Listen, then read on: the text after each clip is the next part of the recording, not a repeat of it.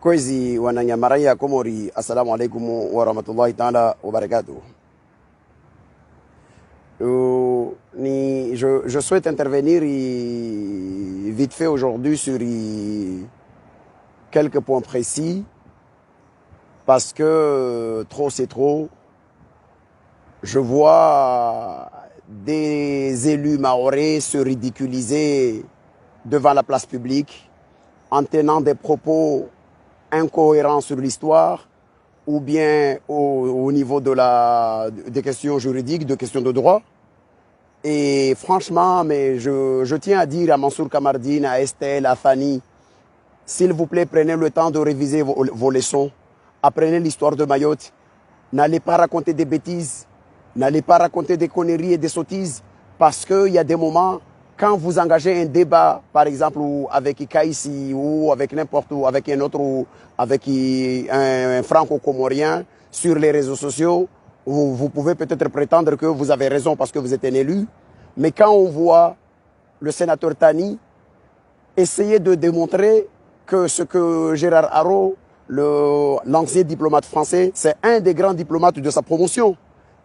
Il est le diplomate le plus chevronné de sa promotion, un ancien ambassadeur des États-Unis, de la France aux États-Unis et donc représentant de la France aux Nations Unies, ancien ambassadeur de la France en Israël. Il a publié entre autres des ouvrages, des grands ouvrages qui font référence dans le domaine du droit international. Je peux par exemple citer Histoire diplomatique, leçons d'hier pour le monde d'aujourd'hui, et aussi un autre livre qu'il a publié, c'est Passeport diplomatique. Quand on voit que ce monsieur, qui est un diplomate chevronné français, il affirme exactement ce que nous sommes, ce que nous répétons tout le temps, chaque fois qu'il y a cette question de Mayotte. Parce qu'on l'a toujours dit, la France peut faire tout ce qu'elle veut. L'État français, il peut faire tout ce qu'il veut. On peut humilier les Comoriens à Mayotte, mais ça ne nous arrêtera pas de dire la vérité.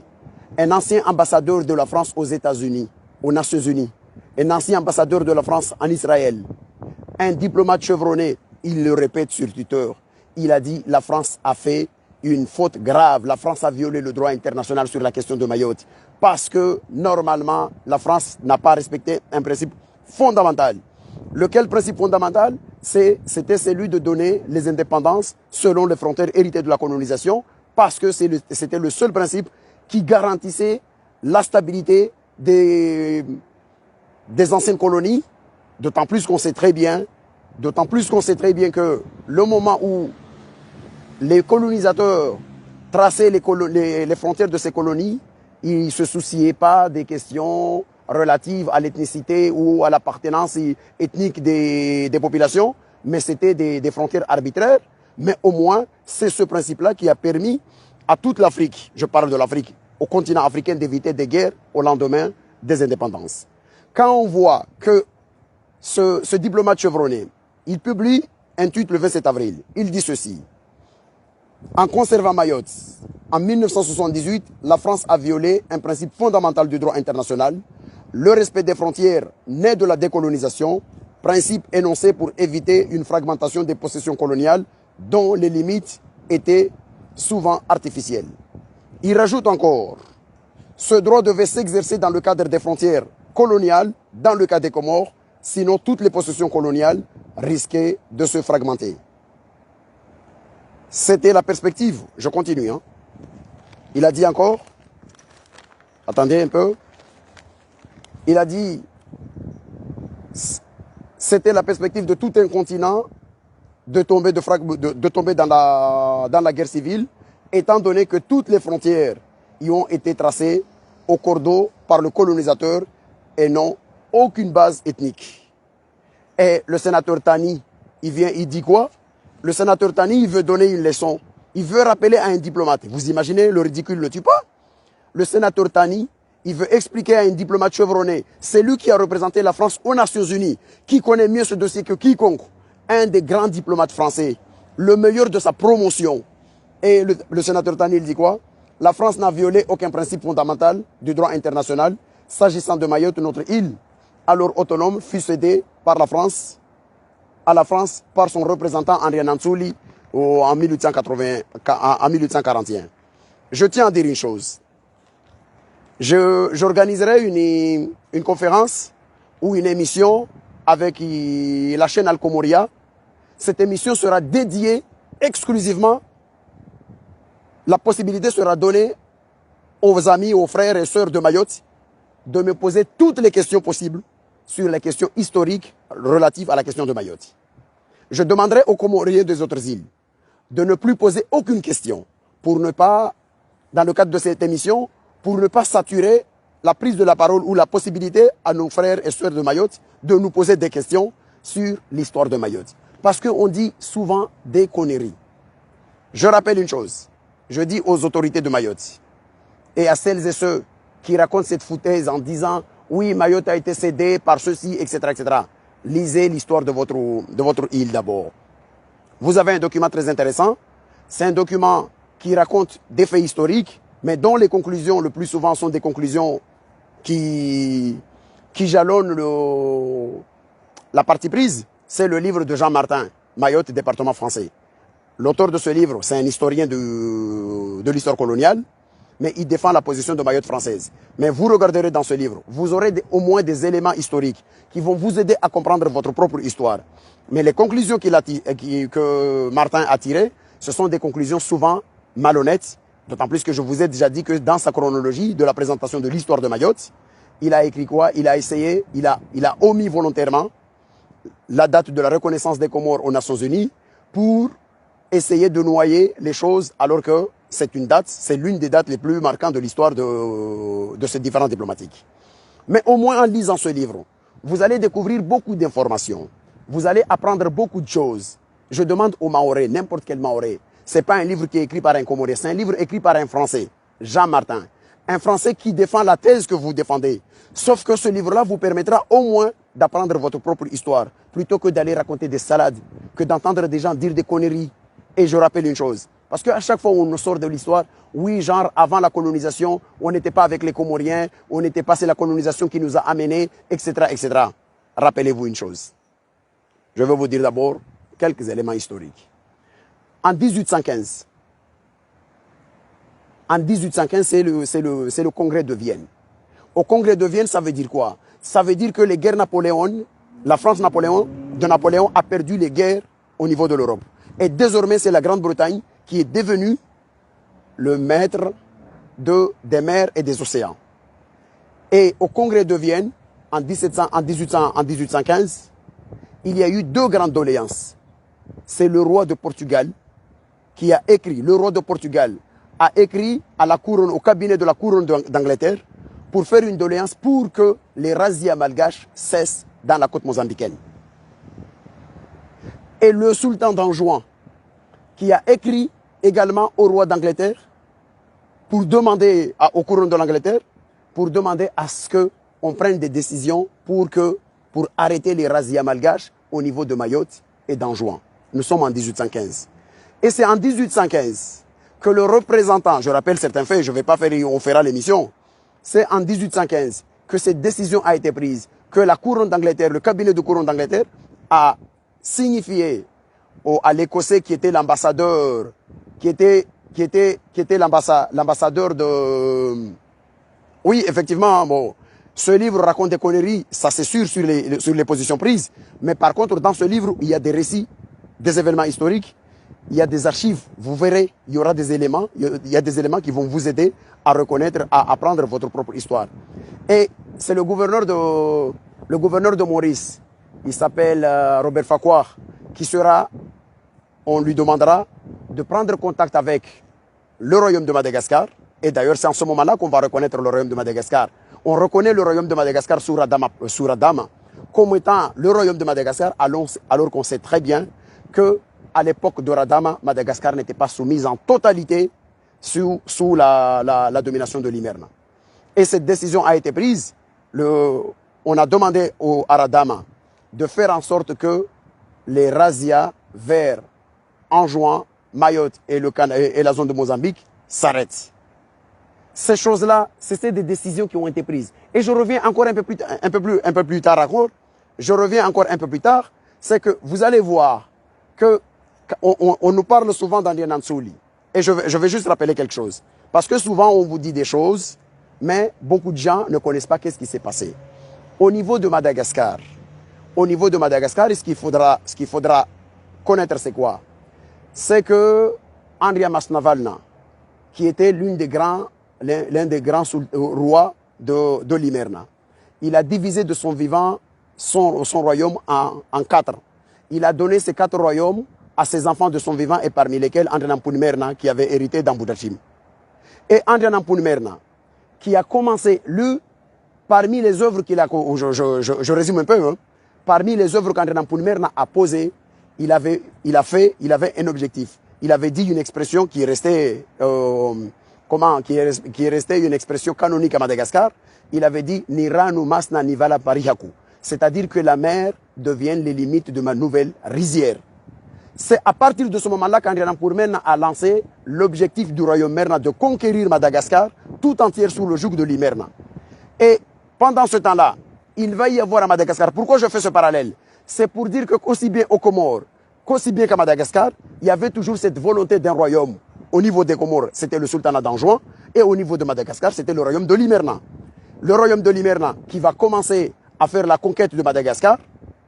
Il y a des royaumes, comme d'autres petits royaumes qui vont accepter de se soumettre au royaume Merna de façon pacifique, mais il y a d'autres royaumes qui vont s'ériger, qui vont refuser de se soumettre et que l'Imerna finira par les conquérir, mais par la guerre. Ça serait le royaume Betsileu, du côté de Fenaratu, et ça serait également le royaume de Bezanzanu, du côté de Muramanga.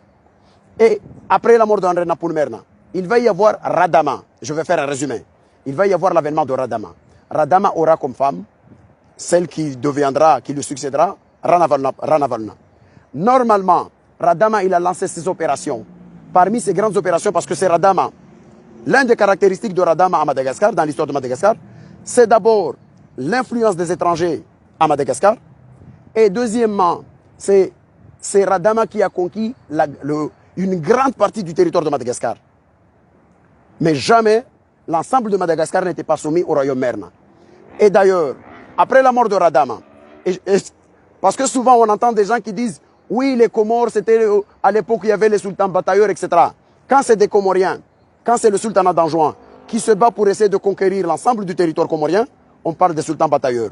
Mais quand c'est de l'autre côté de l'Imerna, à Tananarive, que le royaume de l'Imerna se redéploie dans l'ensemble du territoire malgache, puisque ce qu'il faut pas oublier, je rappelle ces faits-là parce que ce sont des faits historiques, d'autres peuvent dire n'importe quoi, ce sont des faits historiques.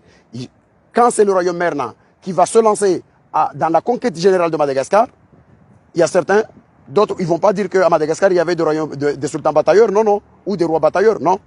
Alors qu'on sait très bien qu'en 1750, par exemple, dans la côte est de Madagascar, il y a eu une guerre fratricide entre deux camps, le camp de Ramananu et le camp de Ratimlao, une guerre qui sera gagnée par Ratimlao, et l'unité de cette zone de l'Est va donner naissance à ce qu'on appelle les Betim Saraka, c'est-à-dire les nombreux qui ne se séparent jamais.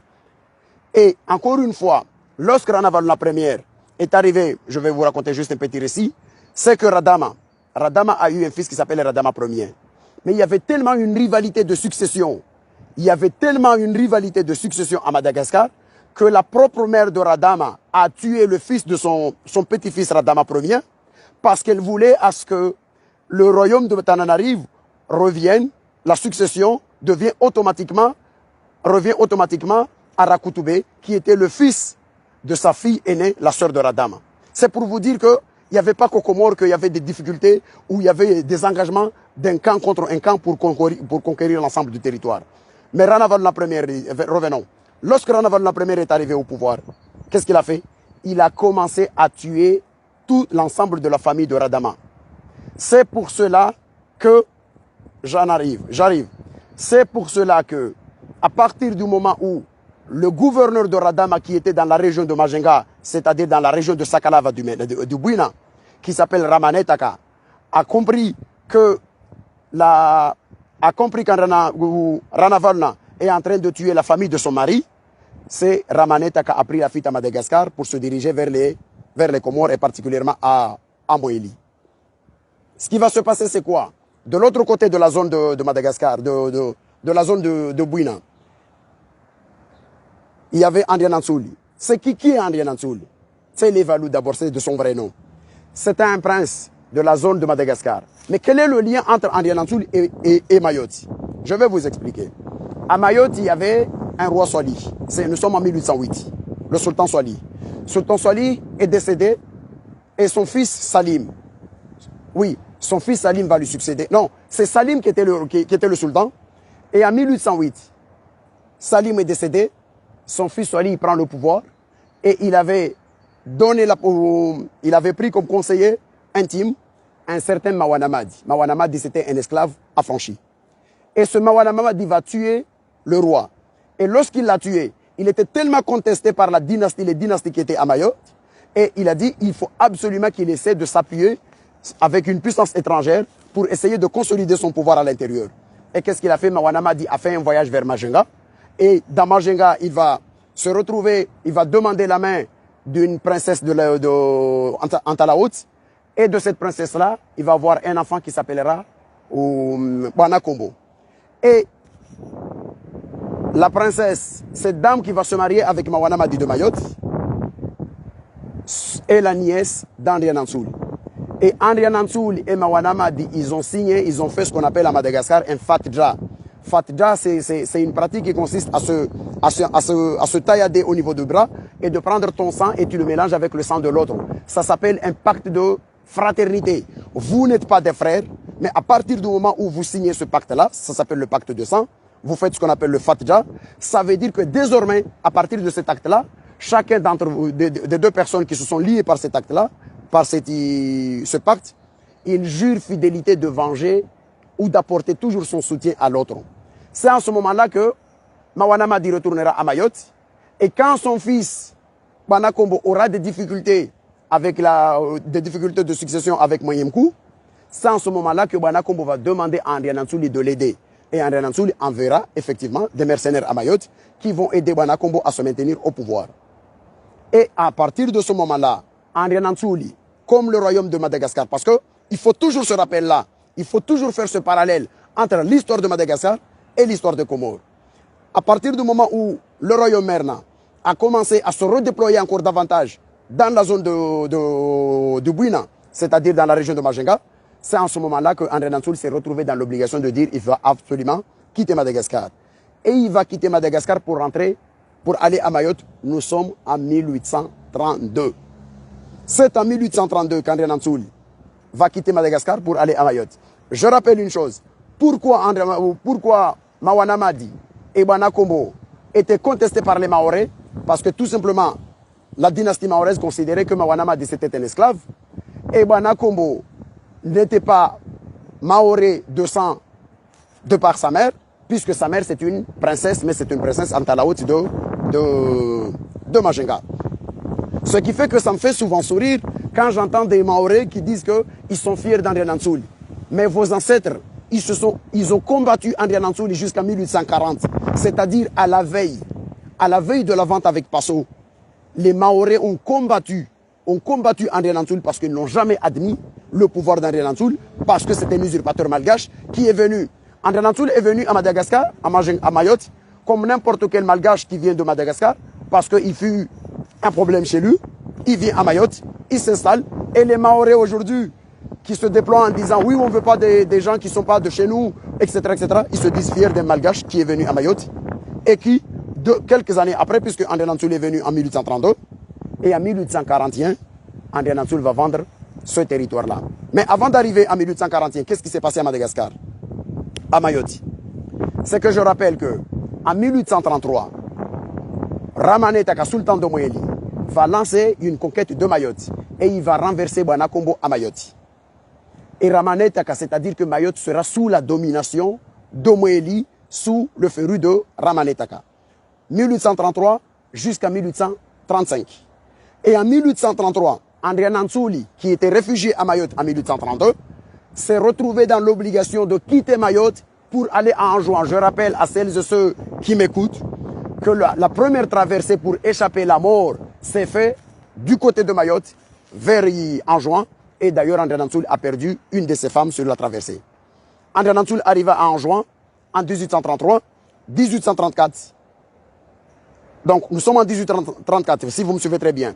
1833, Ramanet Taka s'installe à Mayotte et il a dégagé Banakombo. En 1833, André Nansouli, qui a fui Mayotte, parce que n'oubliez pas que André Nansouli, c'était un roi Sakalava de l'autre côté de Banjenga, et que Ramanet Taka, c'est quelqu'un de Limerna, donc c'était son adversaire de l'autre côté. Ils se sont retrouvés sur la terre mahoraise dans le cadre d'une bagarre. André Nansouli a quitté pour aller à Anjouan. Arrivé à Anjouan, le sultan Abdallah II va recruter André Nansouli et il va donner une mission à André Nansouli de partir à Madagascar en 1835, en 1834, pour aller recruter des mercenaires. André Nansouli est parti à Madagascar, il a recruté une cinquantaine de mercenaires pour rentrer aux Comores. Et en juin, ils vont lancer l'opération pour la reconquête de Mayotte. André Nansouli, Banakombo, André Nansouli et Abdallah II, ils vont dégager Ramanet Taka de Mayotte et ils ont installé, le sultan Abdallah II d'Anjouan a installé un gouverneur à Mayotte qui s'appelle Oumar Masla. Je demande aux Mahorais, s'il vous plaît, lisez votre propre histoire. Moi, quand je vous parle de l'histoire, je ne suis pas là en train de magouiller certains éléments de l'histoire. Je peux, par exemple, je vous dis une chose, je fais une petite parenthèse. Je veux vous donner un exemple. Je suis comorien. Je défends la thèse de Mayotte comorienne. Mais je dois être honnête pour dire que Zenam Dere, Martial Henry ou Inoussa Bamana, Docteur Martial, Georges Naouda et tous ces gens-là, ils ont déployé une force énorme pour essayer de faire aboutir à leur combat de la départementalisation de Mayotte.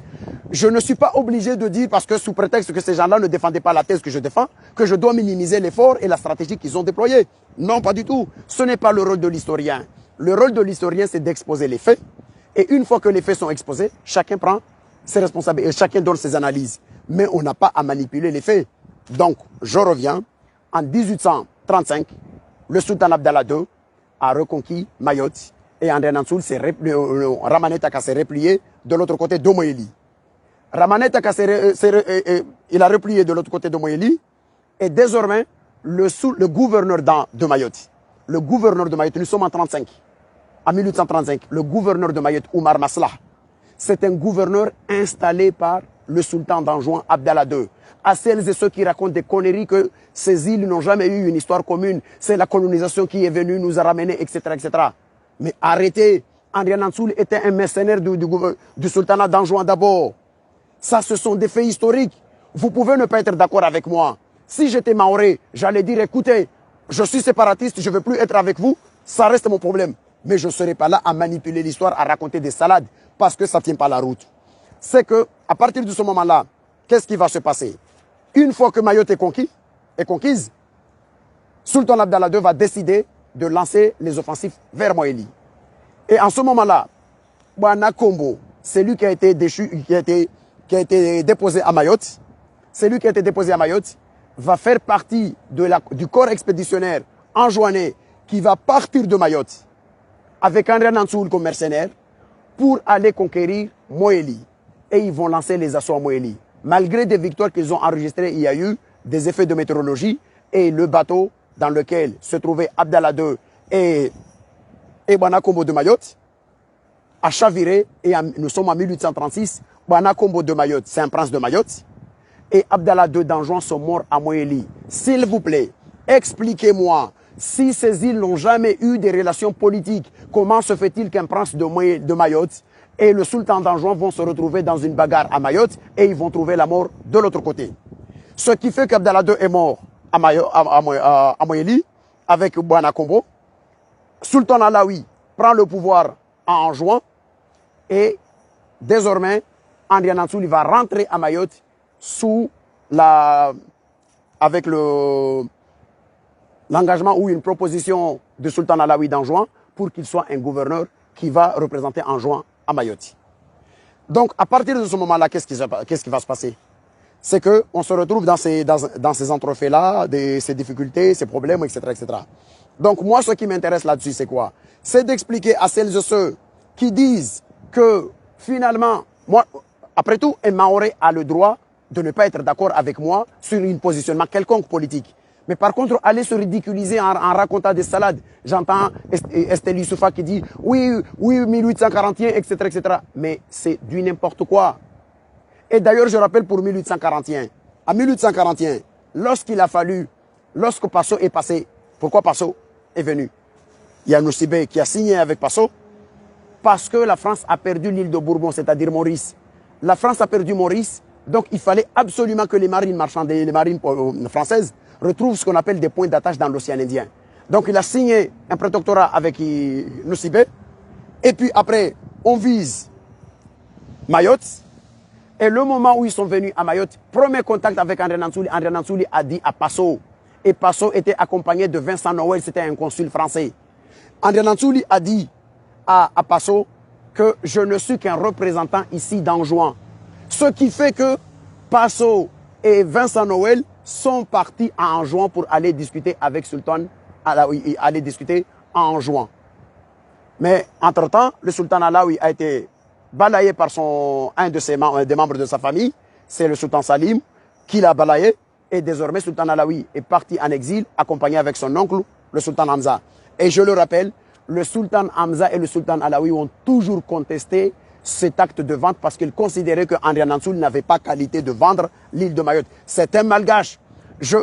Ça me casse la tête quand je vois aujourd'hui, il y a des Mahorais qui disent, oui, il y a des Anjouanais qui sont venus ou des malgaches qui occupent des terrains illégalement. Mais attends, André Nansouli, c'est malgache, il est venu s'installer à Mayotte, il avait quoi? Il n'avait aucun lien sur Mayotte, c'est quelqu'un qu'on a accordé hospitalité parce qu'il était chassé chez lui, il a vendu une île, et il y a des gens qui disent, ah, qu'est-ce que nous sommes fiers de ce monsieur. Mais quand on est Mahorais, on ne peut pas être fier de ça. J'aurais préféré, si j'étais Mahorais, moi, le combat de Mayotte, je dirais, si j'étais Mahorais, ma fierté serait beaucoup plus par rapport à ces originaires de Sainte-Marie, que ce soit Martial Henry, que ce soit Georges Naouda, que ce soit ces gens-là, qui sont venus de Sainte-Marie, ce gratin intellectuel de Pamandzi, qui a donné sens à la revendication de la départementalisation de Mayotte. Ces gens-là, ils méritent avec les dames, Zenamdere, Meressi, et Mouchla, et les autres, etc., etc. Ces gens-là, ils méritent à ce que les Mahorais disent, ok, ces gens-là, ils ont mené un combat pour nous.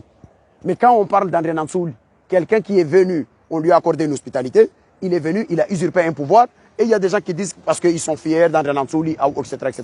Donc, tout ça, pourquoi je dis ces choses-là? C'est pour rappeler à ces gens-là que Mayotte a une histoire avant 1841. L'histoire de Mayotte ne commence pas le jour où Passo a signé le traité. Et je rappelle à celles et ceux qui racontent souvent des salades, encore une fois, j'invite aussi les élus de Mayotte, allez-y lire l'acte de traité. Et dites-moi, déjà, article numéro 2, un grand mensonge.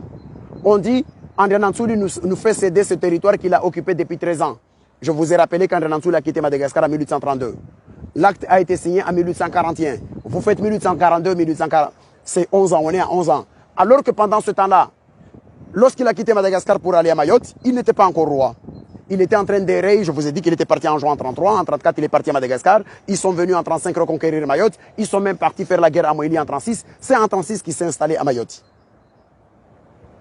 Et alors que dans le document officiel de l'acte de vente, on dit que André Nansouli, il a cédé ce territoire à la France, qu'il a conquis par les armes depuis 13 ans. Premier mensonge. Deuxième chose, je demande aux Mahorais qui parlent, qui disent qu'ils n'ont jamais eu une histoire avec les îles, etc. Demandez-vous pourquoi dans cet acte de vente, dans son article 8, on parle des considérations qu'on doit accorder au sultan Alaoui d'Anjouan. Expliquez-moi un document de vente d'un malgache qui vend l'île de Mayotte et comment se fait-il qu'on parle des honneurs qu'on doit accorder à un sultan d'Anjouan. Si ça ne vous pose pas un problème, ça veut dire que là, il y a vraiment un gros problème il y a quelque chose qui ne roule pas très bien. C'est un acte de vente fait par un malgache d'une île qui s'appelle Mayotte, mais dans son article 8, on dit que le sultan d'Anjouan Alaoui, qu'il soit en France, à La Réunion ou dans n'importe quelle possession française, il doit être traité avec toutes les honneurs. En revanche, dans cet acte de vente, vous ne verrez jamais aucune considération à un Mahorais quelconque. On a même dit à des Mahorais que tout Mahorais qui occupe un territoire quelconque, dès lors que la France a besoin de ce territoire, il n'a qu'à déguerpir, il va se débrouiller dans n'importe quel territoire là-bas et de l'occuper jusqu'au jour où on aurait besoin ou pas. Ça, ça devait interroger certaines personnes. Maintenant, nous sommes en 1841. À celles et ceux qui disent 1841, on n'était pas... Je vais répondre surtout à Tani. Quand ils disent 1841, ça veut dire qu'il y a eu cet acte de vente, etc. On était autonome, etc. Une seule question. En 1812, nous sommes tous réunis ensemble. Colonie, Comores ou Mayotte et dépendance, tous réunis. Et on est rattaché avec Madagascar. La bataille des élites ou de l'élite comorienne, en l'occurrence Seyd Mohamed Cheikh, c'était de faire tout. Et ça, c'était un soutien avec les Maoris, avec tout le monde dans cet archipel, de se débarrasser de Madagascar parce qu'on n'avait rien à voir avec eux. Et les Comoriens se sont tous battus, les 4 îles, pour qu'on obtienne ce qu'on appelle une autonomie administrative. Cette autonomie administrative, on l'a obtenue en 1946. Et en mai 1946, premier conseil général, les Comores sont érigés en territoire d'outre-mer. Pourquoi je dis ça? Une fois qu'on est un territoire d'outre-mer, désormais, on nous pose une question. La question, c'est que on est tous traités comme n'importe quel territoire d'outre-mer. D'ailleurs, je rappelle, lorsqu'on a voté la constitution de la République de 1958, de Général de Gaulle, 5e République, les Comoriens ont voté massivement la constitution. Et tout de suite après, l'archipel des Comores on l'a demandé à l'archipel des Comores, comme à l'ensemble du territoire des territoires d'outre-mer françaises, on leur a demandé de choisir sur 3 possibilités. Soit on garde le statu quo, c'est ce qu'on appelle rester territoire d'outre-mer, soit vous demandez la départementalisation ou vous demandez ce qu'on appelle la communauté des États autonomes, donc des États indépendants, mais qui restent dans la communauté. À partir de ce moment-là, mais une fois qu'on a demandé ça, les Comoriens, comme l'ensemble de tous les territoires d'outre-mer, ont voté pour le statu quo. Et je le rappelle ici, un historien n'a pas à enjoliver les choses, il n'a qu'à poser les faits. Je vous le dis, en 1958, l'ensemble des élus mahorais ont voté ce jour-là pour la proposition de départementalisation. Je vous ai dit, il y avait 3 propositions. Soit le territoire d'outre-mer des Comores reste dans le statu quo, c'est-à-dire il reste un territoire d'outre-mer, soit il devient un département, soit il devient un État indépendant, un État autonome dans la communauté française. Ce jour-là, les députés ou les représentants du Conseil général des Comores, ils ont voté pour que l'ensemble des Comores reste territoire d'outre-mer. Je vous dis ici, même si je défends la position comorienne, mais ce jour-là, sur ce vote-là, les 4 représentants mahorais qui étaient sur place, ils ont voté pour la départementalisation. C'est qui? C'était Souf Sabil, son frère Ahmed Sabil, Marcel Henry et il me semble que c'était Georges Naouda. Ils étaient 4. Les 4 Mahorais ce jour-là, ils ont voté pour la départementalisation. C'est pour vous dire que les Mahorais de l'époque, ils avaient voté déjà pour une départementalisation, alors que l'ensemble du territoire avait voté pour que le statut de l'archipel reste un territoire d'outre-mer. Maintenant, la question est la suivante. Si réellement, on n'était pas un ensemble cohérent et unitaire, comment se fait-il que déjà on se retrouve à être consulté pour décider d'un statut d'un État, d'un destin commun? Premier élément. Et s'il y avait une moindre diversité entre ces gens-là, comment se fait-il qu'à partir de ce vote-là, nous sommes en 58, les quatre représentants de Mayotte ont voté pour la départementalisation. Mais l'ensemble des autres, ils ont voté pour l'outre-mer, pour qu'on reste dans les statu quo. Comment se fait-il qu'à partir de ce moment-là, on ne dit pas, ah, les Mahorais avaient fait ce choix-là, désormais, l'île de Mayotte sera un département et que les 3 autres îles, vous allez continuer à être un territoire d'outre-mer. C'est du n'importe quoi. Qu'est-ce qui s'est passé réellement et pourquoi nous avons un problème? Je le répète ici encore une fois. Pourquoi nous avons eu un problème? C'est que en novembre, nous sommes en 1958, et en 1958, il y a eu, parce que avant d'en arriver là, je vais vous rappeler quelques faits. La capitale des Comores était à Mayotte, et je rappelle à des Mahorais qui ne le savent pas. Avant que la capitale soit à Dzaoudi, la capitale de Mayotte, entre 1792 et 1793, était à Tingoni. C'est à la suite des assauts des razzias malgaches que Tingoni a subi qu'on a fini par dire nous déplaçons la capitale de Tingoni pour l'amener à Dzaoudi parce que sur le rocher, on peut protéger la capitale. Depuis toujours, Dzaoudi était la capitale des Comores, de l'archipel des Comores.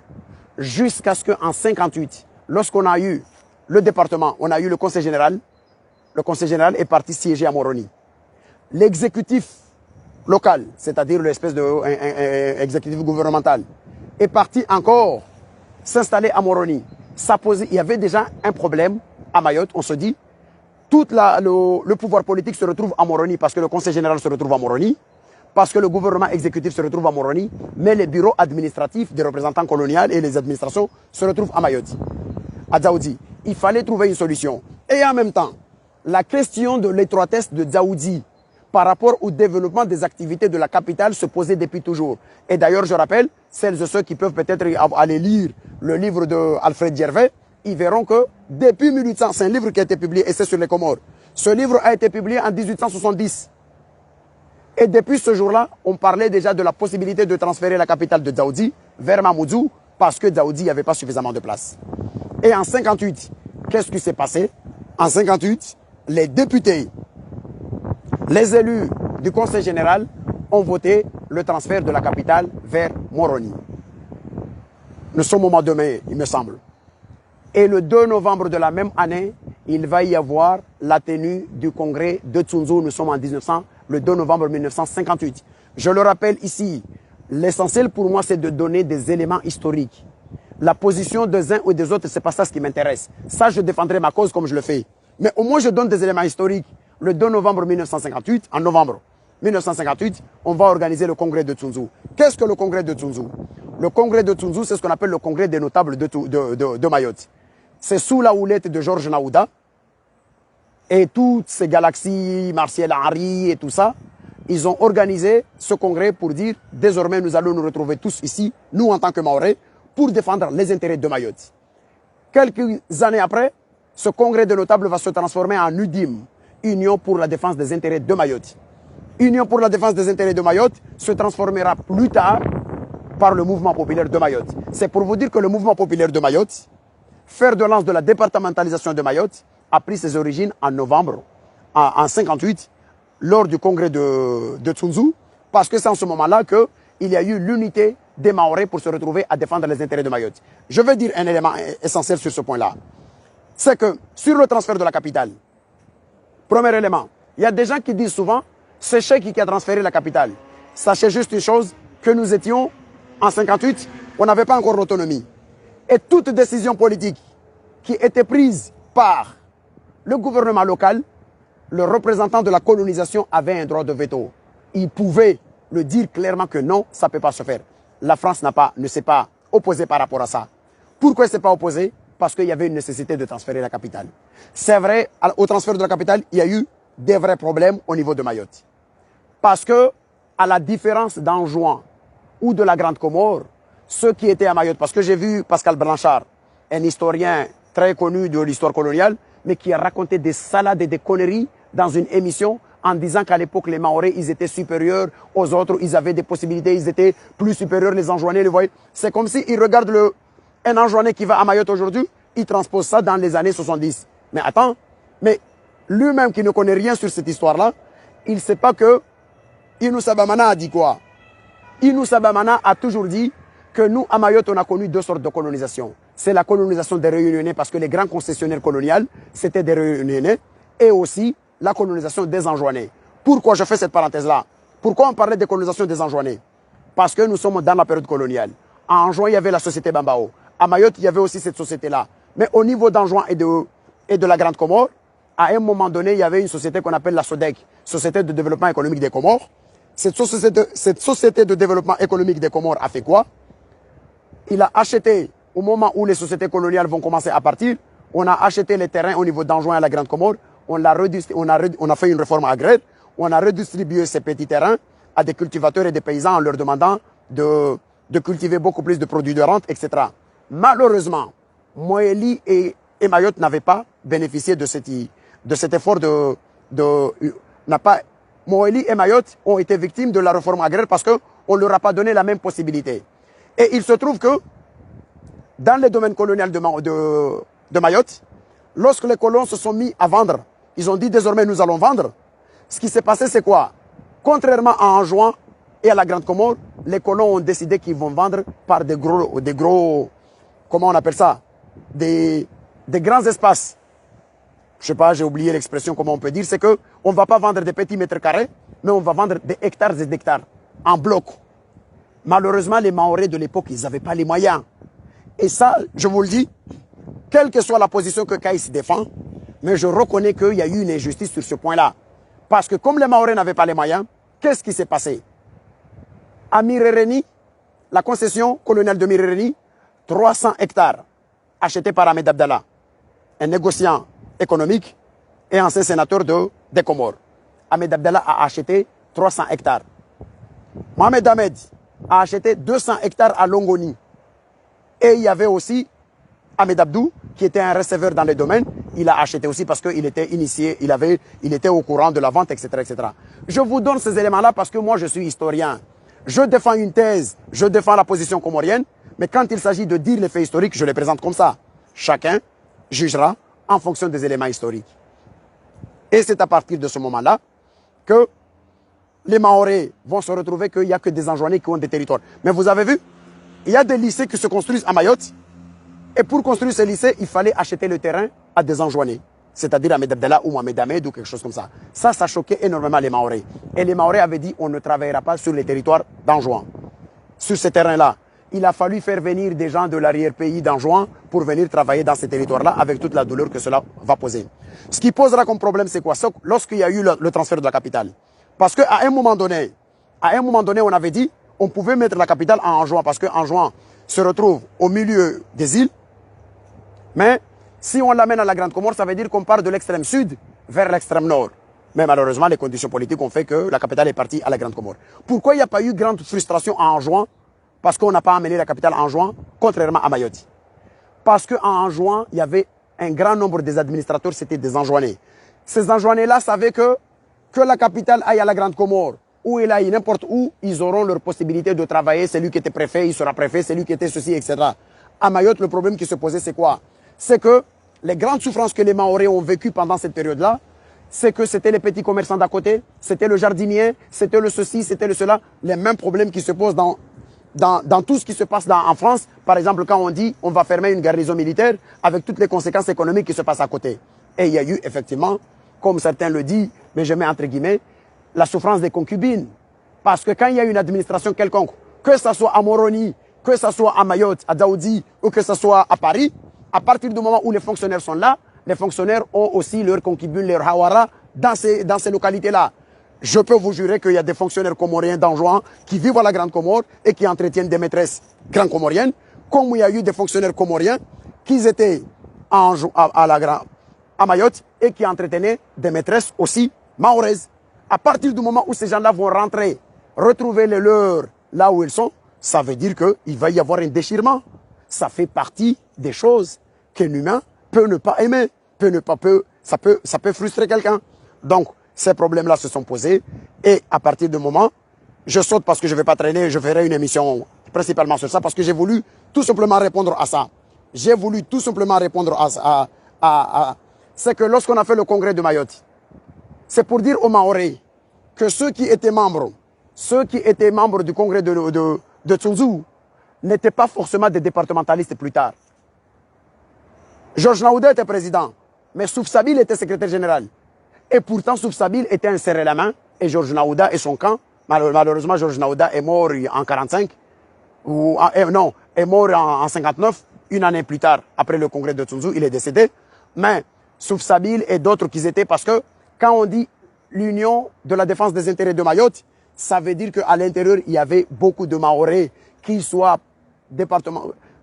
un pro-département ou un défenseur des intérêts de Mayotte, comment était inséré la main. Après tout, c'était des Mahorais. C'est pour cela que souvent, quand je vois l'émission, cette opération de Waombouchou, j'entends des gens insulter des Mahorais sous le prétexte qu'ils ne sont pas très bien Mahorais parce qu'ils sont contre l'opération Waombouchou. Non, mais ils ont le droit, ils peuvent ne pas être d'accord. Et sur la question de Waombouchou, je vais juste apporter une clarification. Je dis une chose, il y a cette violence insupportable que les Mahorais vivent. qu'on peut le comprendre et qu'on doit vraiment, que l'État français doit tout faire pour aider les Mahorais à juguler cette violence-là. Mais il y a un autre aspect, c'est l'aspect des humiliations quand on humilie des gens ou on fait comme ce qui s'est passé à la barge aujourd'hui, des histoires comme ça. Il faut arrêter, ça n'a aucun sens, je ne vais pas revenir là-dessus. Mais à aucun moment, il faut éviter ce genre de choses-là. Les Mahorais, ils ont droit d'avoir une stabilité. Il faut que cette violence qui gangrène Mayotte s'arrête. Mais il faut aussi que la France prenne ses responsabilités. Elle ne peut pas dire qu'elle ne veut pas voir des délinquants à Mayotte tout en refusant de scolariser des enfants. Ça fait partie aussi des choses, pas seulement exclusivement ça, mais ça fait partie des choses qui participent à ces difficultés-là. Et enfin, je vais juste terminer sur quelque chose. Il y a ceux qui disent, oui, les Mahorais ont voté. Oui, les Mahorais ont voté. Et on a voté en 74. Attendez, en 74, et je termine là-dessus. En 74, avant qu'on arrive en 74, en 58, on a voté la motion pour dire on souhaiterait avoir l'indépendance. En 72 plutôt. Et en 73, il y a eu les accords les accords de Paris, c'est ce qu'on appelle les accords de juin 73. Ce sont des accords qui ont été signés par Ahmed Abdallah et Bernard Stasi. Ces accords-là disent quoi? Ils disent clairement que le processus des Comores les Comores vont s'engager dans le processus de l'indépendance et que la prise en charge des élections se fera de façon globale. Je vous le dis ici, et je le répète, la France n'a jamais, jusqu'au jour du référendum, la position qui a toujours été défendue par le gouvernement français, c'était l'unité de l'archipel des Comores. Le 24 octobre 1974, Valéry Giscard d'Estaing, ancien président français, il a fait une conférence pour marteler l'unité de l'archipel des Comores. En 1973, Jean de Guéringo, qui était le représentant de la France aux Nations Unies, a écrit aux Nations Unies pour leur dire que l'unité de l'archipel des Comores est quelque chose de canonique et de sacré qu'il faut défendre. Et tout ça, nous sommes en 73. Et en 75, avant l'adhésion, en 74, il va y avoir les élections. Et les élections, à chaque fois, j'entends des gens qui disent « Oui, mais les Mahorais ont voté pour être indépendants. » J'entends même des historiens français qui racontent des salades, qui disent ça. Ils disent que « Oui, mais les Mahorais, finalement, mais on a consulté les Comoriens, les îles, et que Mayotte a choisi d'être français. Mais pas les autres, ils ont choisi l'indépendance. » Mais ça, c'est de la foutaise. Parce que le 22 décembre 1974, chers amis, la question qui a été posée est la suivante. Souhaitez-vous que le territoire des Comores soit indépendant? J'aimerais qu'on m'explique en répondant un oui ou par un non, comment on peut répondre que je veux que Mayotte reste française. La question était claire. Souhaitez-vous que le territoire des Comores soit indépendant? C'est comme si vous demandez à des Mahorais, vous avez le droit de choisir entre ces deux bulletins le président de la République française. La France entière a choisi Macron comme président de la République, mais on sait que Mayotte a voté 58% pour Marine Le Pen. Est-ce qu'il y a quelqu'un, un demeuré, quelqu'un qui a subi une ablation du cerveau et qu'on lui a mis du sable, qui oserait dire que Marine Le Pen est la présidente de Mayotte parce que les Mahorais ont voté mieux Marine Le Pen que Macron? C'est exactement pour le référendum. On fait une consultation globale. On demande à une population, vous les Comoriens, prononcez-vous sur le statut de votre pays. Souhaitez-vous que le territoire des Comores soit indépendant? 94,56% des Comoriens ont dit oui. Et il se trouve qu'à Mayotte, et je le rappelle ici, à cette époque, Mayotte représentait 16 000 quelque chose d'inscrits, c'est-à-dire 9,32% du corps électoral. Et à Mayotte, il se trouve que dans ces 16 000, il y a 12 000 qui ont participé aux élections, 77% de taux de participation, et 65% ont dit non. On dit oui, nous voulons rester français. On dit non plutôt, on ne veut pas que les Comores soient indépendants. Ils n'ont pas dit non, on veut que Mayotte, puisqu'il n'y avait pas une question qui parlait de Mayotte. Il y avait une question qui demandait si vous souhaitez que les Comoriens soient indépendants, les Comores soient indépendants ou rester français. Les Mahorais ont dit à 65%, on souhaite que les Comores ne soient pas indépendants. La totalité des Comoriens a répondu à 94,54%, oui, nous voulons l'indépendance. Et c'est ce jour-là, je reviens sur le titre du début, c'est pour cela qu'on dit que la France a violé le droit international. Sur ce point, pourquoi? Parce que tout simplement, la France n'a pas respecté les engagements au niveau des Nations Unies. La France n'a pas respecté les engagements au niveau des Nations Unies et que d'ailleurs, à partir de ce moment-là, les Comores seront reconnus, les Comores vont déclarer leur indépendance en 75. Pourquoi le 6 juillet 75? Parce que tout simplement, à partir le 3 juillet 75, la France va introduire une autre nouvelle loi en France en demandant que désormais, nous allons encore réorganiser d'autres élections, mais cette fois-ci, il y aura une prise en charge du résultat île par île. Et les Comores ont dit pas question. Nous allons déclarer notre indépendance 3 jours après. Ils ont déclaré l'indépendance et ils sont reconnus aux Nations Unies le 12 novembre 1975 comme étant une nation souveraine.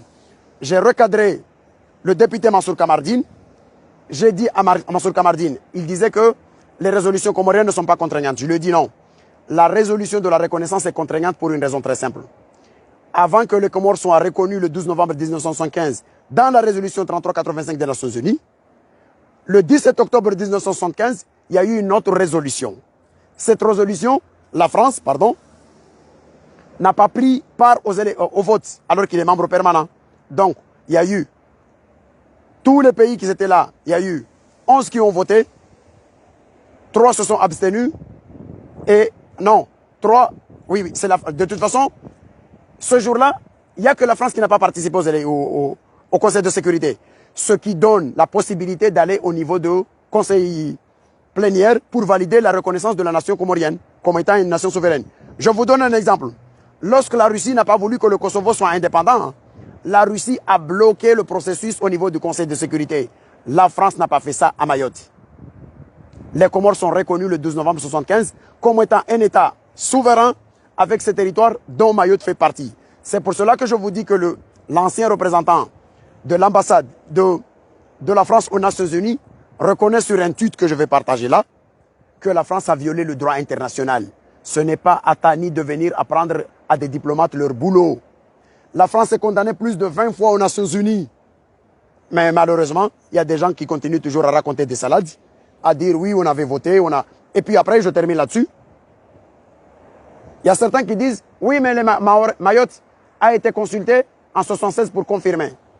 Déjà, parmi les résolutions des Nations Unies, il y a ce qu'on appelle une résolution de condamnation par anticipation.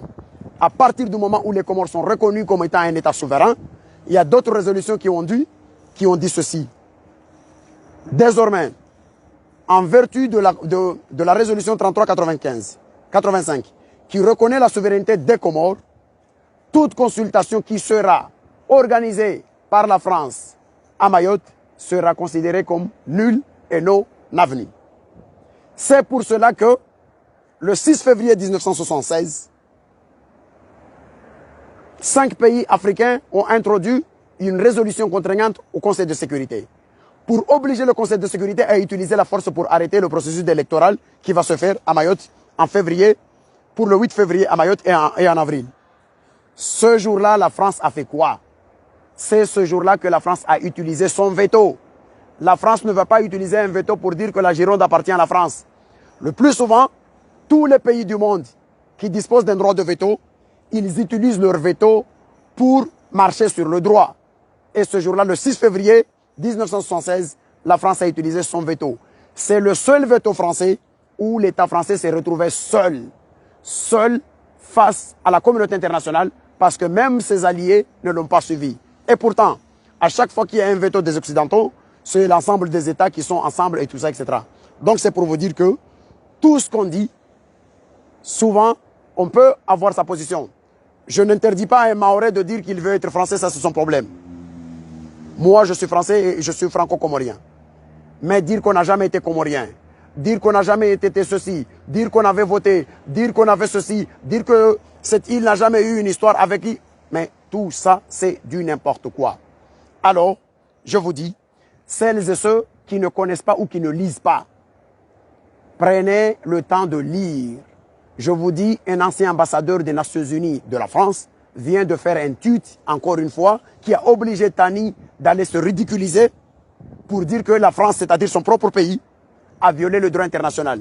Et maintenant, je vais dire à Mansour Kamardine pour terminer. Quand on entend Mansour Kamardine, je demande moi, parce que la France appartient à son père Kamardine, ou je sais pas Mansour, je demande à la France de suspendre la nationalité des autorités comoriennes qui ont la double nationalité parce qu'ils ne reconnaissent pas la francité, je sais pas comment il appelle ça, le caractère français de Mayotte. Mais attendez, mais on est où là? On entend des murs et des verres, que des conneries pareilles. Et l'ambassadeur français qui vient de dire, malgré les années qu'il était aux Nations Unies, qu'il dit que le problème qui se pose aujourd'hui dans le monde, c'est que la France a violé sur la question de Mayotte, a violé un principe du droit international. Ce qui fait qu'on lui a posé la question, mais ça finira comment? Il a dit ça finira comme ça finira. Ça veut dire qu'il y a un pessimisme. Ça peut finir dans une guerre, cette histoire. Et malheureusement, j'avais écrit un papier pour dire que ni les Mahorais, ni les Comoriens, on n'a pas besoin de voir des grandes puissances venir s'affronter dans cette zone. Nous avons la possibilité de nous écouter, de discuter entre nous et de trouver des solutions. Si la France réellement était honnête avec vous, les Mahorais, la première chose qu'il allait faire, c'est quoi? Ça aurait été d'accepter de dire, bon, désormais, si je donne un visa à un Comorien ou à n'importe quelle personne qui se trouve à Mayotte, je lui donne la possibilité d'aller ailleurs. Et pourquoi il ferme? Pourquoi il ne le donne pas? Parce qu'en vérité, Mayotte, vous êtes devenu comme Wanzolo Rongwar Nyamansingo. Comme s'il y a pour la France, voilà comme s'il y a. Il y a des engagements qui ont été pris. La France avait pris des engagements pour vous protéger. Aujourd'hui, il se retrouve dans une situation inextricable. Il ne peut pas s'en sortir là-dessus. Il est obligé. La France est obligée de vous soutenir par engagement moral. Mais la France devient inaudible sur le plan international. La France a violé le droit international. La France est inaudible aujourd'hui quand il parle à la Russie lui dit « Va balayer devant ta porte ». Ça fait 47 ans que vous violez le droit international aux Comores sur l'occupation illégale de Mayotte et qu'aujourd'hui, c'est depuis 2014 que la Russie a attaqué la Crimée. Je vous dis ma position. Je condamne les crimes de la Russie de l'autre côté. Je condamne les crimes de la France sur la question de Mayotte parce que la France a érigé un visa criminel de baladure qui l'oblige des gens à contourner des chemins et il est comptable de toutes ces morts. Que vous vous appelez Mansour, que vous vous appelez Tani, que vous vous appelez Estelle, que je m'appelle Kaïs, que l'autre s'appelle Abdou, Bakari, peu importe, nous sommes des Comoriens de cet archipel. Ce n'est pas la violence qui réglera ce problème. C'est la discussion. D'ailleurs, vous avez vu, tous les politiciens chevronnés de la France, ils trouvent déplorable l'idée qu'on a lancé cette action violente. Pourquoi? Parce que la France avait une tradition, c'était de négocier avec les lâches qui sont de l'autre côté des Comores pour essayer de régler un problème en essayant de contourner à gauche, de contourner à droite, de faire en douce, etc., etc. Mais toute cette violence a fini par faire quoi? A fini par obliger des Français et des grands noms comme des ambassadeurs, des grands noms, on a vu des grands historiens, on a vu des chercheurs, on a vu des politiciens prendre des positions en disant non. Parce qu'aujourd'hui, toute cette couverture, il y a beaucoup de Français, ils ne savent même pas que Mayotte c'était du droit international qui a été violé. Aujourd'hui, tout le monde le sait. Parce que les spécialistes dans les tableaux, au départ, ils ne le disaient pas. Mais à force de les titiller, à force de les contrer, ça finit par payer. Ils sont obligés d'avoir des... On est arrivé à un stade où on voit au moins des grands noms de la France, des diplomates, des grands intellectuels qui affirment qu'effectivement, il y a eu une connerie. La France a violé le droit international, etc., etc. Donc, les amis, je m'arrête là. J'organiserai une émission exclusivement pour donner la possibilité à des amis ou à des frères mahorais qui veulent me poser des questions sur ce sujet-là, des questions précises, je répondrai. Et je demanderai pendant cette émission aux autres Comoriens des autres îles de ne pas poser des questions pour laisser nos frères de me poser. Pourquoi je dis ça? Parce que je soutiens des positions qui ne sont pas les leurs. Et je veux à ce qu'ils me posent des questions. Je veux à ce qu'ils m'interrogent sur ce qu'ils peuvent dire. S'ils trouvent que j'ai dit quelque chose qui ne sont pas d'accord, s'ils ont des arguments ou ils ont un élément à me soumettre pour me confronter à une réalité quelconque, je suis disposé. Et je demanderai à l'autre camp en face, si Mansour Kamardine est disposé à faire un débat avec moi, si Estelle est disposée, si un historien mahorais qui soutient la thèse de Mayotte est disposé à faire un débat, je viendrai.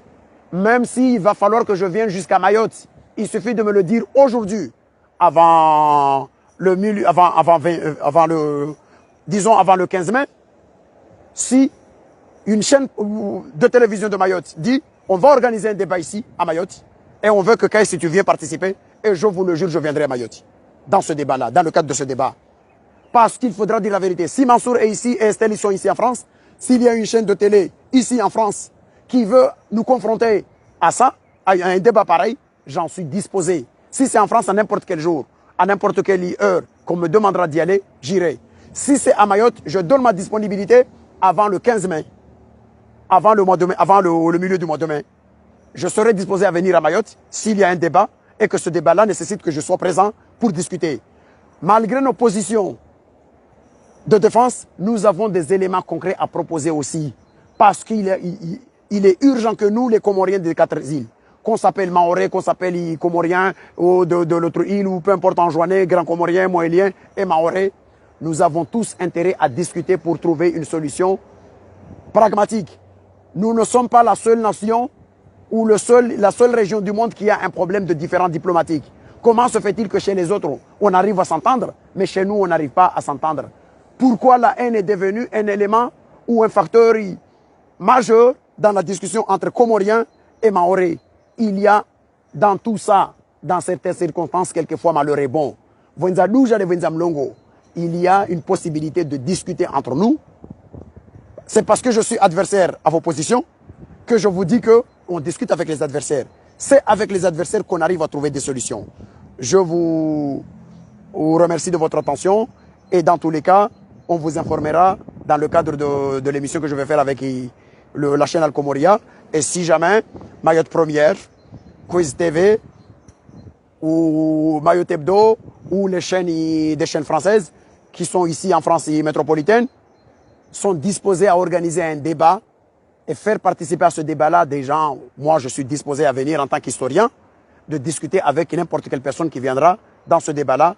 J'affiche ma disponibilité et c'est de ça qu'on veut. On en a marre de voir des médias français se comporter comme les médias russes, d'appeler qu'un seul camp ou quelquefois quand ils appellent d'autres contradicteurs, c'est pour venir dire oui mais sur le plan humain c'est pas bien, etc., etc. Mais jamais on pose le curseur sur le vrai problème de cette région. Wa alayka salam wa rahmatullahi ta'ala barakatuh wa lafa minkum wa jazakumullahu khaira na wadzade wale wafanya hadisi ya barji wakomu tia fijo benule wakom rongodzana yi wakom fanya handrani. Je témoigne ma solidarité ya benule. J'adresse mes remerciements à des Maorés qui ont été choqués par cette attitude et qui n'ont pas hésité de le dire. Et je demande à celles et ceux qui disent oui parce que vous l'êtes dans Rissa ou Dakar, etc. Donnez-nous la vidéo. Produisez la vidéo de ce que vous dites, parce qu'il ne suffit pas de dire, etc., etc. On a vu comment cette dame a été calme, malgré les insultes. Vous avez vu. Mais ceux qui ont vu ça, aujourd'hui nous sommes au XXIe siècle. Dites-vous qu'est-ce qui s'est passé en 1974. D'ailleurs, lorsque moi en tant qu'historien, j'ai vu cet événement-là, ça m'a fait penser aux événements du 13 octobre 1969, parce que ce jour-là, c'était un Maoré qui s'appelle Ahmed Key, oui, j'ai oublié l'appeler Ahmed Kelly, mais il avait un nom que j'ai oublié. Les Comoriens l'avaient désigné pour aller remplacer Marcel Henry au Conseil économique en France. Ce jour-là, les femmes chatouilleuses, les femmes, la section féminine des Soroda, étaient à la jetée et ils ont tout fait pour arrêter ce monsieur de ne pas y aller à Moroni et partir en France. C'était un Maoré et ce jour-là, il y a eu un drame parce que dans les bousculades, etc., etc., il y a eu le décès d'une de regrettées comoriennes de Mayotte et de Ouangani. Zaki Amadi est décédé ce jour-là. C'était un drame, mais c'était aussi dans un enchaînement de violences comme ça avec des femmes qui sont venues, etc., etc. Certains disent, ils ont dit que c'est où elle a été tuée par une intervention de l'armée, des forces ou la garde comorienne. Moi, je vous dis, j'ai eu l'occasion non seulement d'interroger le préfet qui est de Ouani et qui est vivant, mais en plus, je l'ai filmé. J'ai demandé à un journaliste pour y aller et filmer sa version. C'est une version que je mettrai en ligne un jour. Inch'Allah, on en débattra sur ça. Et aussi, il y a l'autopsie de cette dame qu'on peut toujours aller vérifier. Parce que parmi la thèse développée par le préfet a toujours dit que cette dame était enceinte de 7 mois et elle a été piétinée, donc elle a fait une hémorragie. Ça, c'est la version du préfet. Il y a d'autres versions qui ont été dites par les Mahorais de l'autre côté. Mais par contre, un des grands mensonges sur cette histoire, c'est que j'ai vu Mayotte Première au 13 octobre dernier. Elle avait publié quelque chose en disant l'autopsie qui a été faite par le docteur Martial. S'il vous plaît, ne racontez pas des conneries. J'ai regardé les documents de l'ARS qui avaient publié sur l'histoire de la médecine à Mayotte. Et sur l'histoire de la médecine à Mayotte, l'invité principal, c'était docteur Martial. Docteur Martial expliquait son parcours et entre 68 jusqu'à 70, il était à Anjouan. Donc il ne peut pas être à Anjouan et faire une autopsie à Mayotte.